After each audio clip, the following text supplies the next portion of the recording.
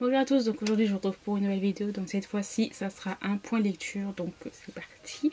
Donc j'ai lu le 16e tome je crois de la série Jeux, oui c'est le 16e tome, de la série Jeux, donc c'est Jeux d'inconscience de Jennifer Armentrout, c'est une nuit adulte chez J'ai lu, que j'ai vraiment beaucoup aimé. Donc là nous avons le personnage de Gillian, et de Brooke. Donc en fait Brooke et Gillian se connaissent depuis l'enfance. En fait il s'est passé quelque chose qui fait que Gillian a un côté de son visage paralysé. Elle a eu une reconstruction de visage, une reconstruction faciale, voilà plutôt. Et en fait elle est un petit peu beaucoup même gênée, embarrassée par ça.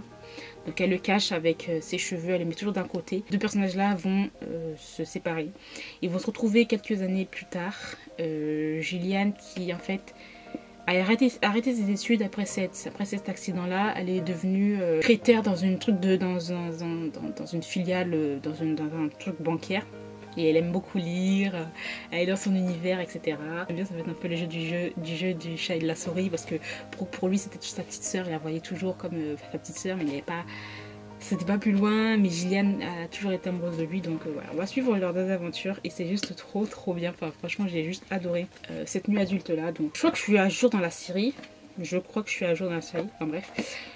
Mais franchement comme nuit adulte, comme c'est une nuit adulte, je vous le recommande si vous aimez vraiment les nuits adultes, nuit romance. Moi j'ai personnellement adoré et voilà. Après bon, la fin c'est toujours un petit peu nous vécure heureux, hein, voilà, mais bon, pour passer le temps franchement tu passes vraiment un très bon moment. Donc voilà, moi j'ai vraiment beaucoup aimé ce tome-ci.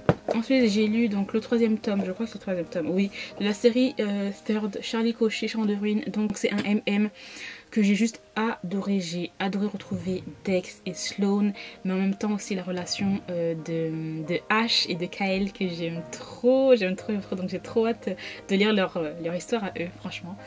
Et ce tome-ci là, à la fin, clairement, il s'est passé un truc de ouf.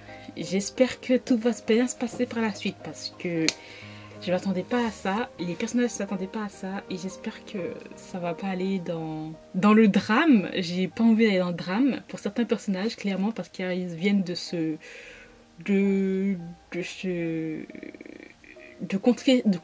concrétiser leur relation, donc j'ai pas envie que ça change, quoi, clairement. Donc voilà, maintenant il va falloir que je m'achète le tome 4, le tome 5, le tome 6, parce que je les ai pas dans ma bibliothèque, je les ai pas encore. Donc il va falloir que je me rattrape, parce que cette fin, goodness. Ensuite, j'ai lu Ligne de vie d'un peuple japonais de Raphaël Languillon-Haussel chez les ateliers Henri Douguier. Voilà, donc clairement ça je l'ai adoré. Donc voilà, c'est sur le Japon, donc clairement c'est mon univers. J'aime beaucoup les mangas, j'aime beaucoup le Japon, j'aime beaucoup la culture, et là on est vraiment dans la culture japonaise. Donc j'ai vraiment aimé déjà l'édition, la forme, comment ça a été fait. Donc là vous pouvez voir une main, et cette main en fait c'est la main d'une japonaise avec eh bien comment ça s'appelle, une partie de la carte, une partie du pays du Japon. Là dedans nous avons beaucoup de témoignages de japonaises de différentes classes sociales, voilà. Donc on a un salaryman, on a une communauté de chrétiens. Voilà, on nous parle aussi de la vision des Japonais sur les nouvelles technologies, mais pas que. Et c'est juste génial. Donc voilà, c'est vraiment un livre témoignage avec des Japonais sur leurs valeurs, sur leur créativité et sur la mémoire, sur leur tradition aussi. Et j'ai vraiment beaucoup aimé le format du livre. Donc j'ai vu que dans cette édition là nous avons ceci, mais nous avons aussi, j'ai vu qu'il y avait aussi la même chose sur les Sud-Coréens, sur le Maroc, sur l'Afrique du Sud aussi. Donc voilà, c'est vraiment je pense que je vais vraiment m'attarder sur les autres livres en fait de cette édition, parce que je trouve que c'est vraiment très bien, parce que c'est vraiment sur des cultures, des cultures différentes, et je trouve ça vraiment très bien. Donc ça se lit très vite, puisqu'en fait c'est tout simplement comment il s'appelle, donc Raphaël Languillon-Haussel, voilà, qui a passé beaucoup d'années en fait au Japon. Et en fait maintenant il est chercheur à l'université de Genève et poursuit ses travaux sur le Japon, etc. Et en fait il a vraiment interviewé des Japonais, leurs différents avis, etc. Et c'est ça, en fait, ça c'est rapide à lire.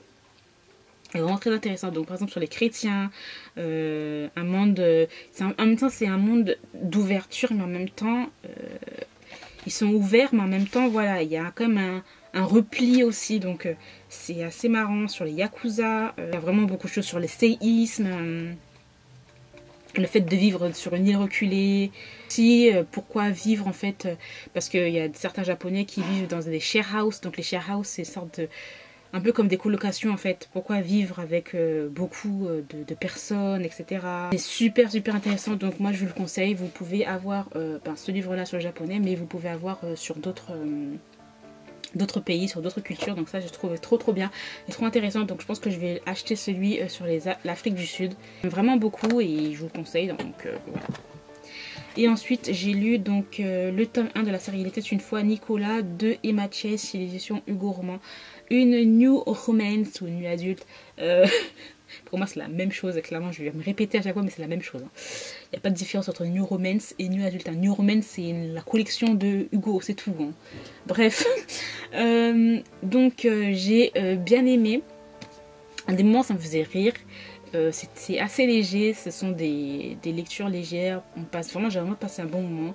Après, vers la fin, ça m'a gavé. Il y avait toujours une histoire de oui, mais en fin de compte, non, je t'aime pas, blablabla. Puis après, à la fin, c'est du je t'aime bien. C'est bon. Je t'aime en veux-tu, en veux-là. Du je t'aime en veux-tu, en voilà. Ça va 2 secondes. Les niaiseries à la fin de certains livres, ça m'énerve en fait. Vous le savez maintenant. Enfin bref, donc en fait c'est l'histoire de Nicolas Pembroke, en fait, qui est un prince héritier et qui est très arrogant. Il ne dit pas ce qu'il pense, tout simplement à cause il a été élevé, hein, simplement. Hein. Il ne peut pas dire ce qu'il pense puisque c'est un prince héritier et qui fait partie d'une famille royale. Donc il dit jamais ce qu'il pense, mais en fait compte c'est comme quelqu'un d'assez arrogant, de grossier et de très arrogant. Enfin je redis encore arrogant 2 fois. Et en fait, il va rencontrer, comment elle s'appelle, il va rencontrer Olivia Hammond, qui est une roturière, hein, bien sûr. Et en fait, elle travaille dans une boulangerie. Enfin, pas dans une boulangerie, plus dans un café, je crois.